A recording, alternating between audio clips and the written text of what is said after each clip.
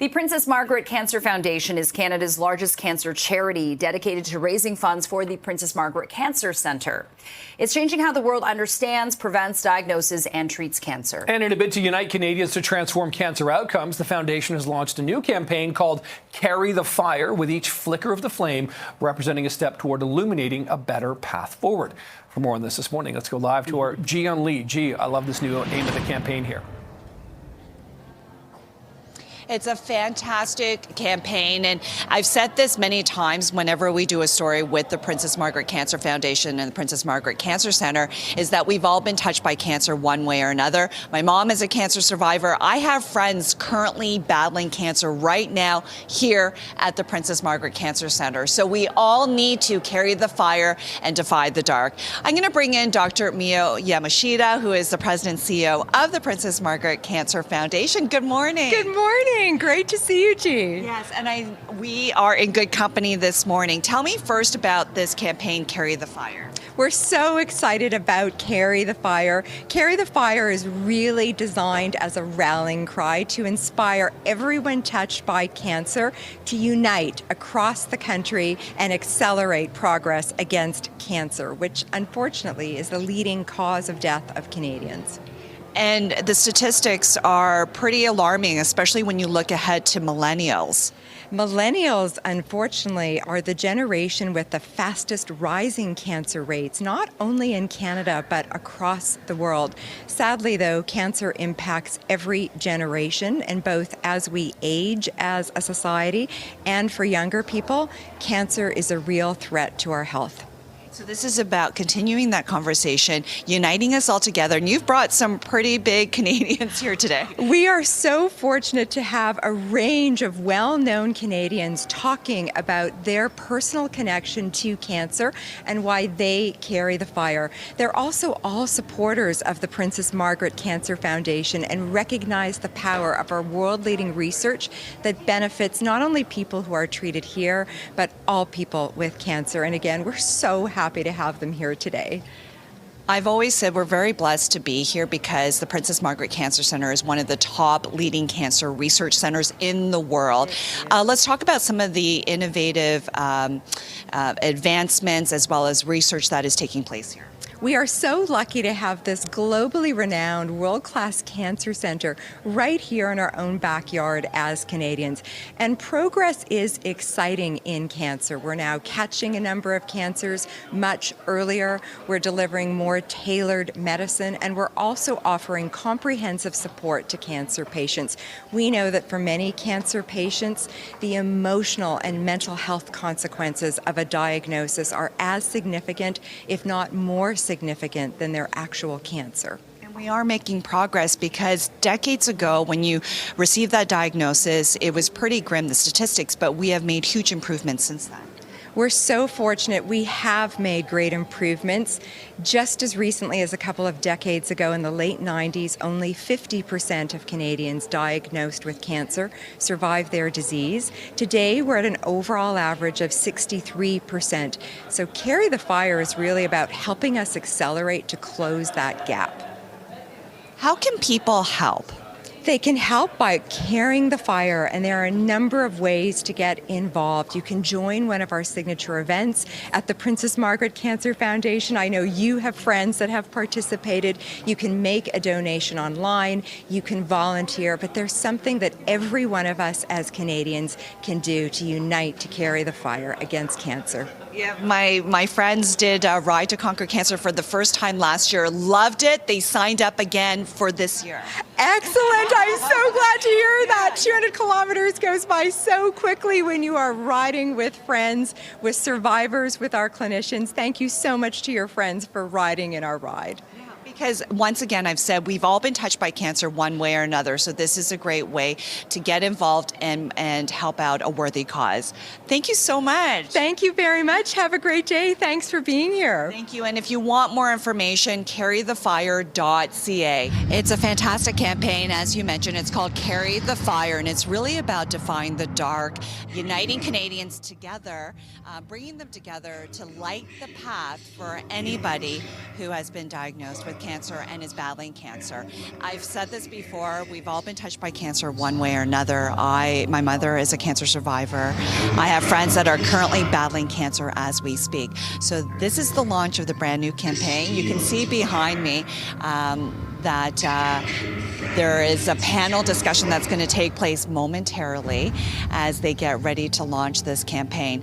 The statistics are pretty alarming. We know that 77%, there's an expected rise in cases among millennials, 77%. That is what they're expecting. For some reason, young people are being diagnosed with cancer, and so it's one of those things where they want to bring attention to the reality. And we know that the Princess Margaret Cancer Center is one of the top leading cancer research centers in the world. So the idea is to give hope, and it's to highlight some of the innovative research that's taking place here. And they're calling up some of the well-known Canadians up to the stage. So let's take a listen. Piper Gillis, as you know, is coming up on the stage. They have Tessa Virtue.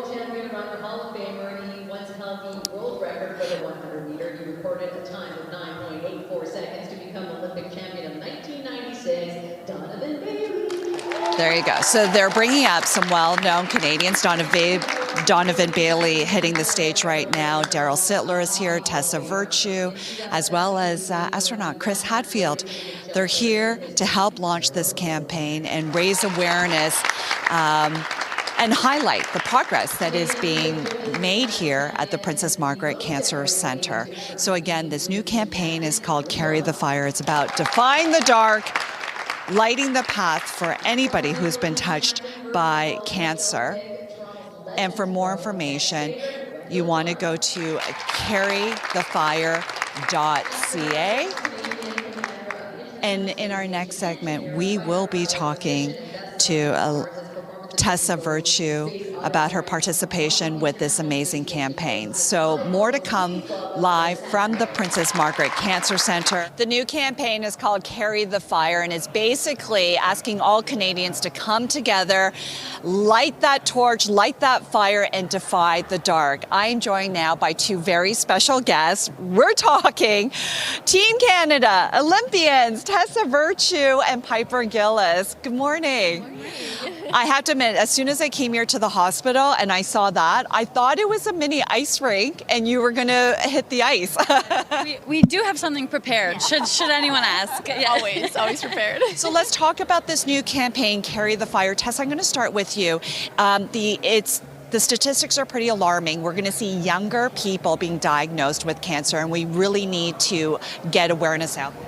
You're right. I mean, the cancer rates are set to increase by 77% by 2050, and millennials are facing the steepest rise of that. And it's particularly alarming because, as of yet, scientists can't really point to one factor.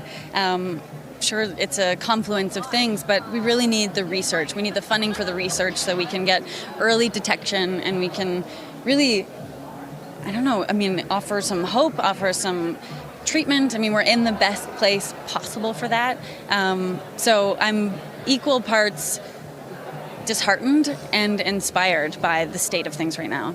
And so that's why I know you wanted to be a part of this campaign to unite Canadians. Absolutely, yes. And I feel like being on stage today with this roster of incredible Canadians with a platform who really care. I mean, everyone has been touched by cancer. Everyone has a loved one that has suffered. There are personal stories. This is a problem for all Canadians. Piper, I really want to bring you into this interview because, yes, you have battled cancer. It is in remission, but tell me a little bit about your journey.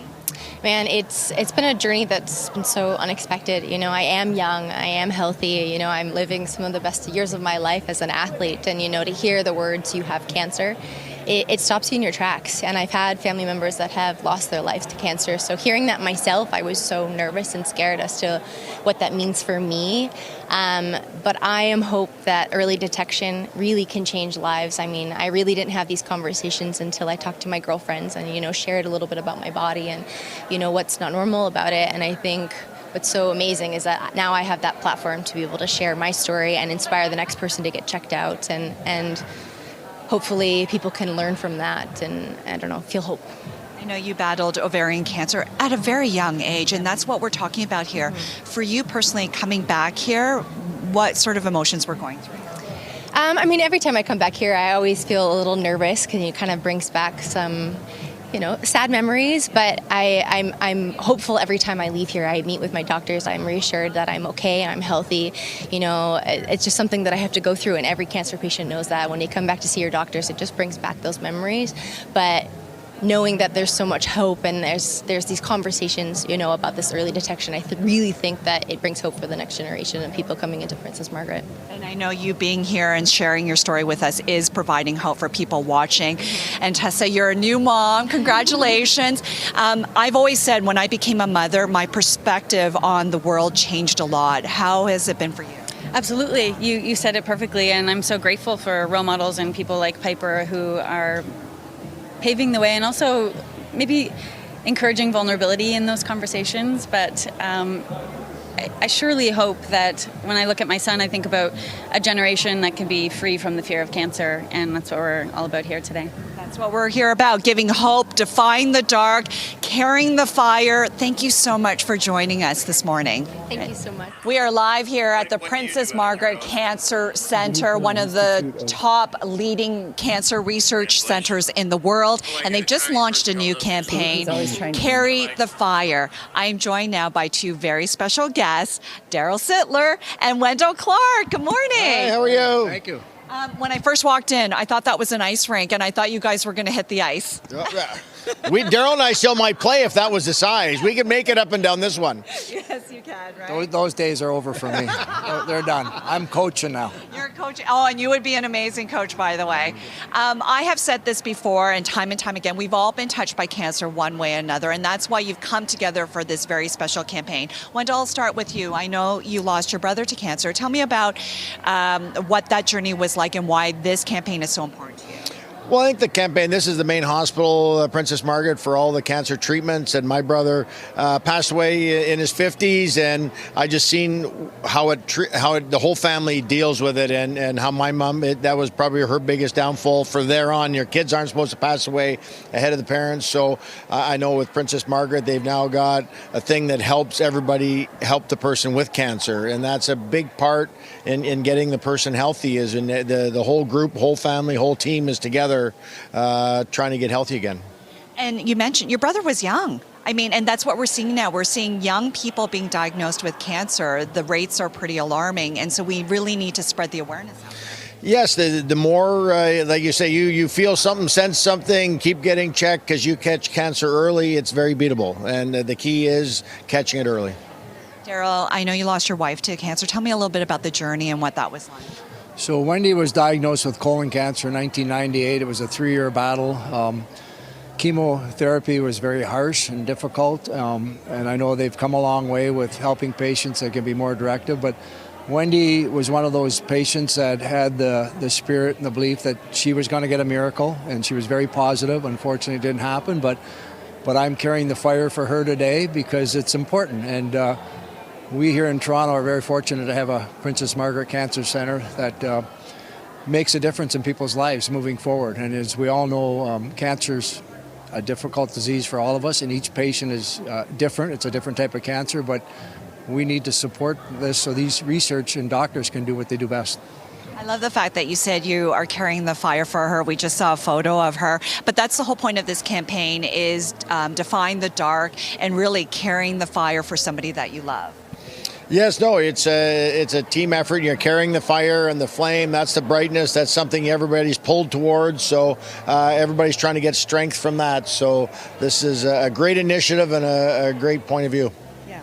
And you know, Daryl, you brought a really good point, is that cancer not only impacts the patient, but their loved ones, the family all gets involved. Well, it's very emotional. Anytime anybody's been diagnosed and they tell you they got the word cancer, you obviously think, okay, this is a journey. I really believe that you need the emotional support and the love around you that gets everybody through that. And sometimes it's just sitting there listening and being there holding their hand and caring about them. That's as important as anything. And you mentioned how back then chemotherapy was really hard on the body, but the innovative research has really changed that and is making it more comfortable for a lot of patients today. Yes, they've got to the point where they can target the cancer in a different way so that they don't kill all the good cells. And that's one of the problems when you had chemotherapy, the damage it did to all the other areas of your body. So now they've done a lot of research to help that and make it better. And then the sickness you get with it. I remember Wendy being so sick and obviously not looking forward to a treatment. And then she'd come out and her hands were tingling. She had the neuropathy in her feet. And it was an awful thing to go through for her. So the fact that they've advanced that is really good for the patients today. And I love this campaign because it's really uniting Canadians together in this fight against cancer. Well, it is. It's uniting everything. The stronger we are as a team, as a group, so Canada and Canadians and the leading hospital, the stronger we are as a group, the more we'll find out, the more knowledge we get when people share the information and discovering more things. So we're the strongest as a team, so togetherness is key. Love it. Carrythefire.ca for more information. Daryl, there's a cute photo of your son there, and it's a special day. This is the one at the very top. Well, when I arrived today, I saw that photo. It brings back a lot of memories. That was taken at our cottage with Wendy, Ryan, my son, who's at the top, and my daughter Megan and Ryan. It's his 51st birthday today. He's in Florida, and we're flying down there tonight to wish him a happy 51st birthday. Oh my gosh, he's a baby. Ryan and Daryl, they switched hair colors now. That's a good thing. I still have my hair. I know. I had nothing down to the wood. So then we'll wish Ryan a happy birthday. Happy birthday, Ryan. We'll see you when we get down there. Okay. Thank you. Thank you so much, you. Norma. Thank you. Carrythefire.ca.